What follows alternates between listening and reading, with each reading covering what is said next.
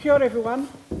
I'm talking on behalf of the group that was from Tuahiwi that's undertaken some work. I am Ngāi Tahu and I've had the privilege of working with representatives from Ngāi Tuahiwi doing some assessments within the zone. So today I'm going to talk about their aspirations and the results of some of the assessments that we've done. But I just wanted to start by saying that the zone fits solely and wholly within the takiwā or the tribal area of Ngāi Tuahiwi.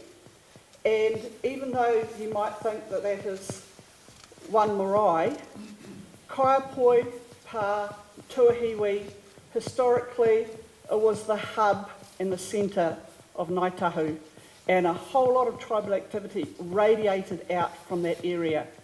So it is one takiwā, but it is significant to all Ngāi Tahu. So I just want to reinforce that place. It remains of immense tribal significance.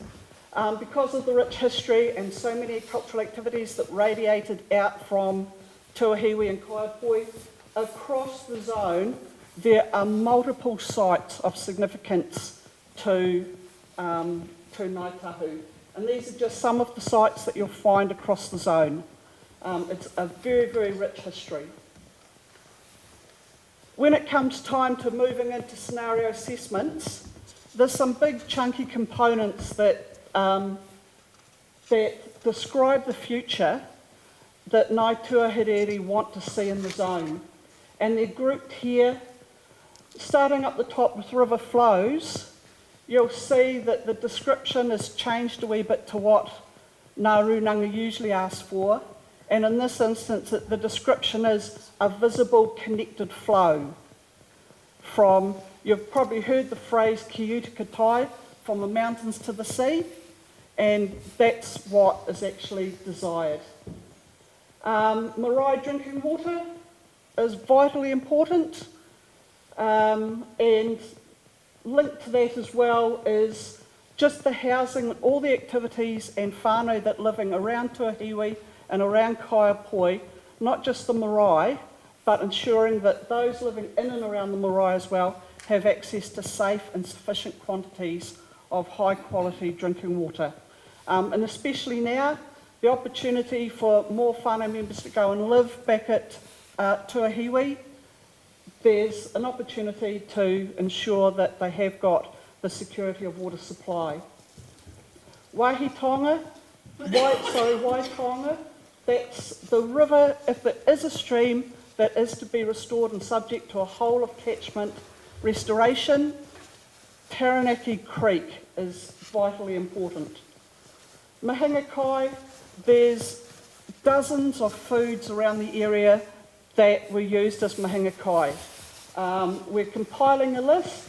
I've only got 4 there, but we're identifying all the species that were actually taken. Whānau members have done a number of assessments which we're going to summarise shortly. Although I've said the importance of ki uta ka tai, mountains to the sea, for Ngāi Tahu, the health of a stream is judged by the health of the estuary. And importantly, you've got the mouth of the Ashley River, you've got Saltwater Lagoon, and both of them from the perspective of mana whenua are in need of restoration. And probably the last one there is utilisation of reserves. Across the zone, there are reserves that have been awarded to Ngāi Tahu at different periods. And they were often for a specific purpose, whether it was for residential purposes, whether it was for fishing, or whether it was the right to occupy.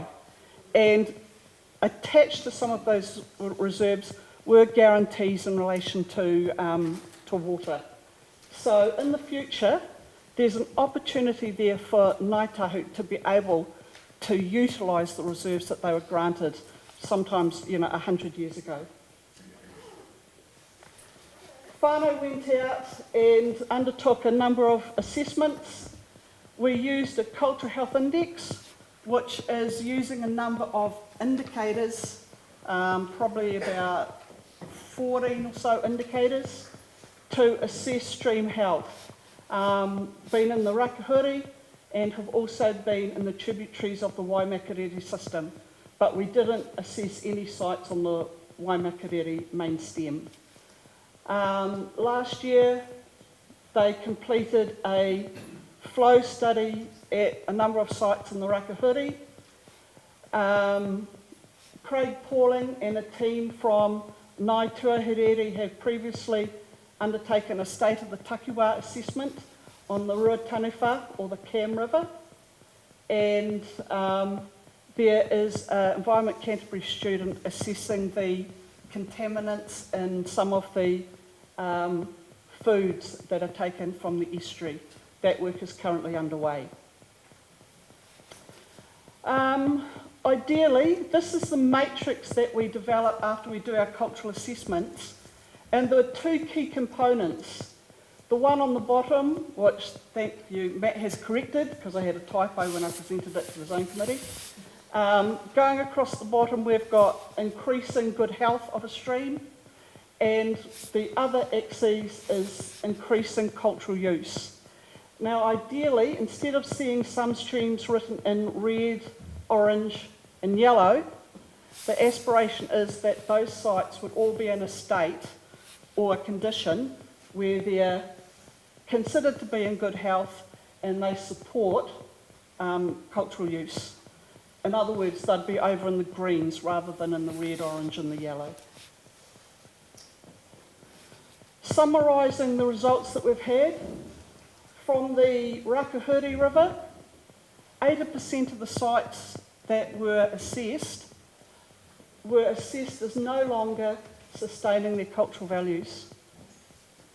Taranaki Stream, because of its significance, 75% of the sites no longer sustain the values.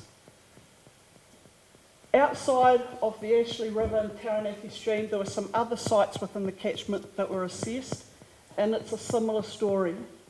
And probably for the Waimakariri, the tributaries that were assessed, none of them were considered to be in a state that sustains cultural values. The flow preferences, to get down to specific flow figures, that analysis is still being done, but these are some general comments. The minimum flows in the Rakahuri are considered to be too low, and the preference is for those to be raised.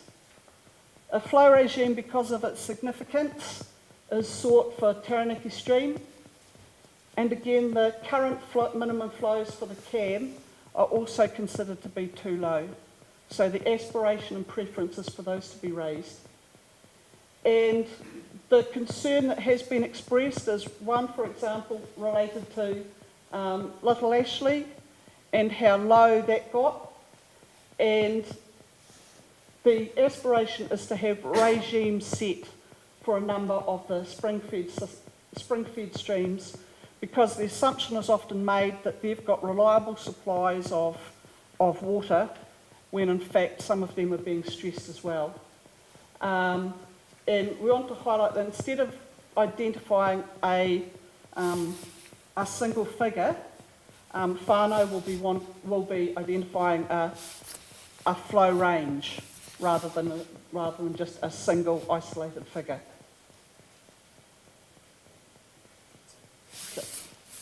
Okay. Thank you, everyone.